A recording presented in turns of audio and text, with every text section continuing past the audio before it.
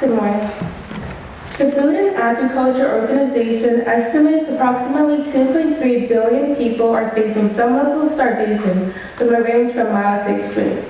This is roughly 29% of the world's population. This is a major world concern because having access to food is a basic human necessity and right. My name is Kat, and I chose to work with the topic of starvation because I wanted to help people that are the most vulnerable and families provide with what they need. People without food or survival necessities suffer with poor health. Their progress and development is slowed, and in many areas like education. Poor eating habits lead to children to be more vulnerable to diseases and illnesses. I believe everyone can create a world free of hunger and save lives if they do their part. I work with the Place to Turn and Project Just Because. Both of these organizations try their best to serve people in need with mutual respect. While researching starvation, I realized that many young people do not understand the privileges of being able to have food. So my first goal was to educate others in our community about the issues of starvation. I went to each grade's 3 to 5 classroom during my flex time, and I gave speeches to the children on the severeness of starvation around the world. My next goal was to fundraise money at an altitude trampoline park. To accomplish this goal, I had to call altitude and set up a date for this fundraiser. Once they approved my date, I proceeded to put up flyers around my school and advertise for the fundraiser. I raised $200 from all of the people who attended. I sent the fundraise check to Project Just Because through the mail. I wanted to raise more money, so I decided to have a lemonade stand at my church to collect more. I informed the people in my church of my project and the date of my lemonade stand.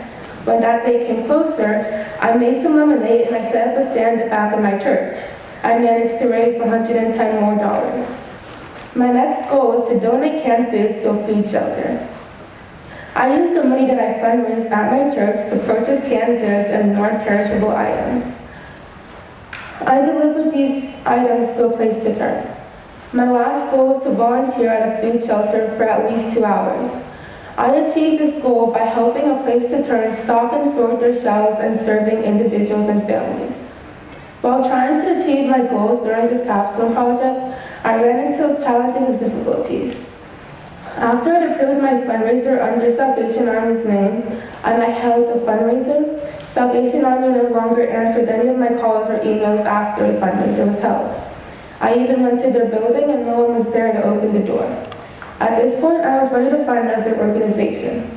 The next organization was Project Just Because.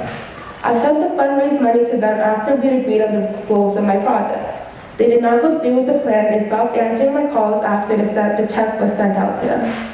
To solve this problem, I knew that I needed to find a new organization that was reliable. But after I went through 2 organizations, I was unmotivated to continue, and I took a long break with my project because I was lost and I wasn't in the right mindset to continue.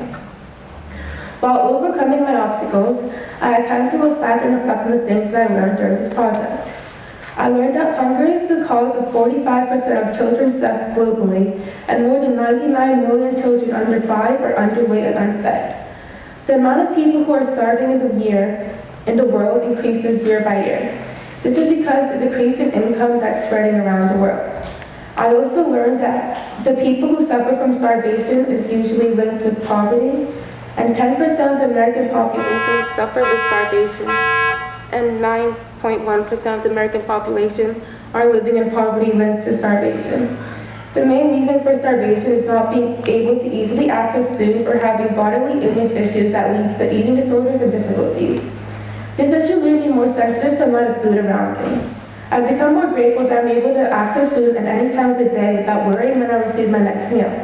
I have learned that food is a privilege that I'm fortunate enough to obtain without any difficulties. There are other people my age who do not have this privilege, which makes me understand that I am lucky for what I have. Throughout this timeline, I would like to show my gratitude for the people who made this project possible. Firstly, I'd like to thank my church for allowing me to have a lemonade stand after service, and all the people who go to my church and donated for my cause. I would like to thank A Place to Turn for their support and understanding, my 7th and 8th grade advisors, Mr. Brun and Mr. Alfonso, for helping me overcome my obstacles and move forward with my action plan. Altitude for allowing me to hold my fundraiser at their park, and everyone who came there to support me. Monica McIntyre, Sophia Mendes, and Gianni Calhoun for helping me create my flyers, and put them around the school for my fundraiser, and staying by my side when I said my speech to younger grades. I want to thank my ex-alum for emotional and motivational support, and I'd like to thank my parents for always wanting to help me.